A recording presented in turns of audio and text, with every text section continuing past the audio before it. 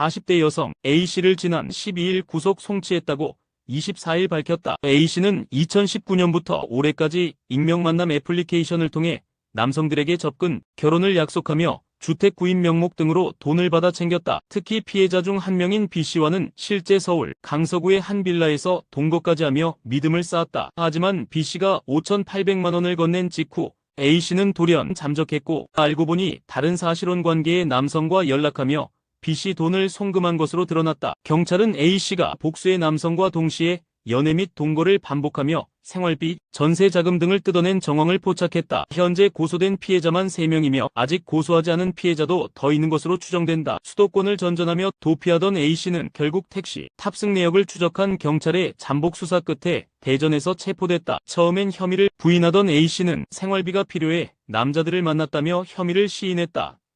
500명 넘는 서민들에게 연 3,000% 이자, 채무자 협박, 지인 박제까지 그야말로 지옥의 대출이었다. 미등록 대부업체 운영자 박모 씨에게 징역 1년과 추징금 2억 원을 선고했다. 함께 일한 이모 씨는 징역 10개월에 집행유예 2년, 대포 통장을 빌려준 김모 씨는 징역 4월에 집행유예 1년을 각각 선고받았다. 이들은 만 실장과 만 팀장이라는 가명을 쓰며 총 10억 원 이상을 대출해줬다. 하지만 실제로는 30만 원 빌려주고 일주일 후 50만 원을 갚으라는 식의 터무니없는 고리였다. 돈 안 갚으면 너도 내 친구도 박제. 상환이 지연되면 채무자 본인뿐 아니라 지인의 얼굴 사진의 성매매, 종사자, 사기꾼 같은 문구를 합성해 SNS에 유포했다. 피해자들의 정신적 고통은 이루 말할 수 없었다. 카카오톡, 텔레그램 등을 이용한 비대면 대출과 추심, 심지어 해외 체류를 위장하기 위해 텔레그램 프로필 주소를 베트남 푸꾸옥으로 설정하는 등 철저히 수사망을 피해왔다.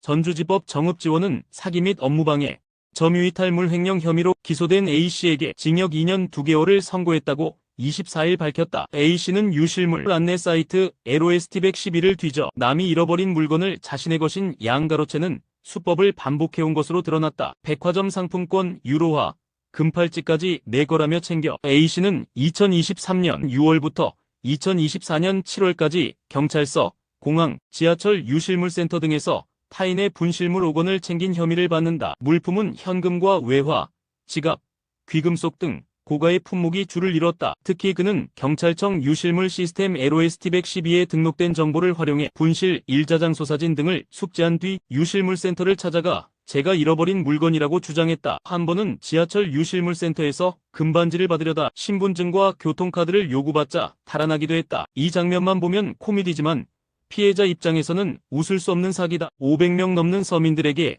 연 3,000% 이자, 채무자 협박, 지인 박제까지 그야말로 지옥의 대출이었다. 미등록 대부업체 운영자 박모 씨에게 징역 1년과 추징금 2억 원을 선고했다. 함께 일한 이모 씨는 징역 10개월에 집행유예 2년, 대포 통장을 빌려준 김모 씨는 징역 4월에 집행유예 1년을 각각 선고받았다. 이들은 만 실장과 만 팀장이라는 가명을 쓰며 총 10억 원 이상을 대출해줬다. 하지만 실제로는 30만 원 빌려주고 일주일 후 50만 원을 갚으라는 식의 터무니없는 고리였다. 돈 안 갚으면 너도 내 친구도 박제. 상환이 지연되면 채무자 본인뿐 아니라 지인의 얼굴 사진의 성매매, 종사자, 사기꾼 같은 문구를 합성해 SNS에 유포했다. 피해자들의 정신적 고통은 이루 말할 수 없었다. 카카오톡, 텔레그램 등을 이용한 비대면 대출과 추심, 심지어 해외 체류를 위장하기 위해 텔레그램 프로필 주소를 베트남 푸꾸옥으로 설정하는 등 철저히 수사망을 피해왔다.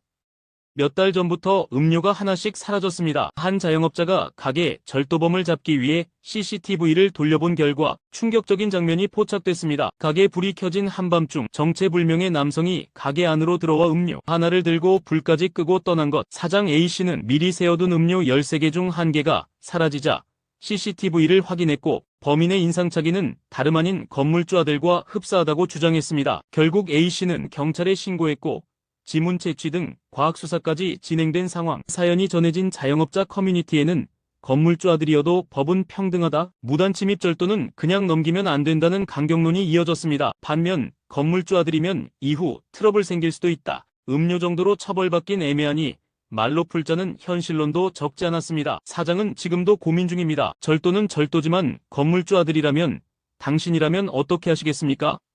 시내버스 안에서 양치질을 하는 남학생 상상이나 되시나요? 울산의 한 시민이 SNS에 공개한 충격적인 사진. 이어폰을 낀 채 휴대폰을 보며 양치를 하고 있는 남학생의 모습이 담겼습니다. 무려 정거장 7개를 지나도록 입에 거품을 문 채 양치질을 멈추지 않았다고 합니다. 운전 중인 버스기사와 다른 승객들이 강하게 항의했지만 남학생은 아랑곳하지 않고 양치를 계속했고 심지어 버스에서 내려서도 양치를 멈추지 않았다는 증언까지 나왔습니다. 침이 흘러내린 자리 때문에 다른 승객들은 그 자리를 피하며 내릴 수밖에 없었다고 시민은 해당 장면을 울산교육청과 안전신문고에 신고했고 교육청은 유감이라며 학생 도덕 교육을 강화하겠다는 입장을 밝혔습니다. 누리꾼들은 공공장소 기본 예절도 모르나 교육이 문제다라며 분노했고 일부는 이런 학생들 교내 캠페인으로라도 잡아야 한다고 말합니다. 버스에서 양치, 상상도 못한 일이 현실이 되는 요즘 여러분이라면 어떻게 반응하시겠습니까?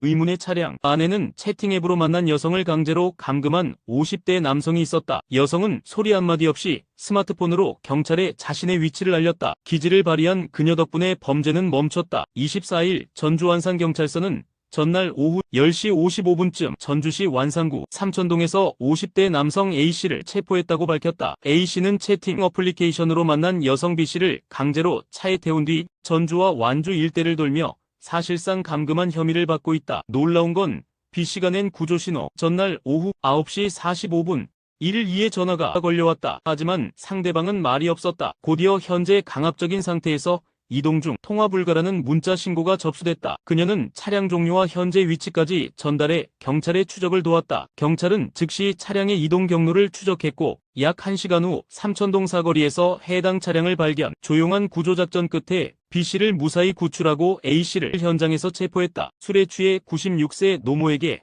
막말과 폭행을 일삼던 60대 아들이 법정에서 실형을 선고받고 그 자리에서 구속됐다. 춘천지법 형사1 단독 송종환 부장판사는 24일 존속상해 존속폭행 특수협박 방화예비 노인복지법 위반 혐의로 기소된 A씨에게 징역 4개월과 가정폭력 치료 프로그램 40시간 이수를 명령했다고 밝혔다. A씨의 범행은 지난해 4월로 거슬러 올라간다. 만취한 상태에서 어머니 B씨의 술 주정하지 말하는 말에 격분, 집에 불을 지르려 라이터를 꺼내 들고 같이 죽자고 소리쳤다. 이를 말리려던 B씨가 라이터를 빼앗자 A씨는 어머니의 손가락을 깨물고 비틀기까지 했다. 이후에도 빨리 죽어라는 폭언과 함께 어머니를 밀쳐 넘어뜨렸고 형에게는 흉기를 들이대며 죽여버리겠다는 위협도 서슴지 않았다. 재판부는 A씨는 음주로 인한 전과가 다수 있음에도 또다시 술에 취해 범행을 저질렀고 존속에 대한 폭행과 방화 시도라는 중대한 범죄를 저질렀다고 지적했다.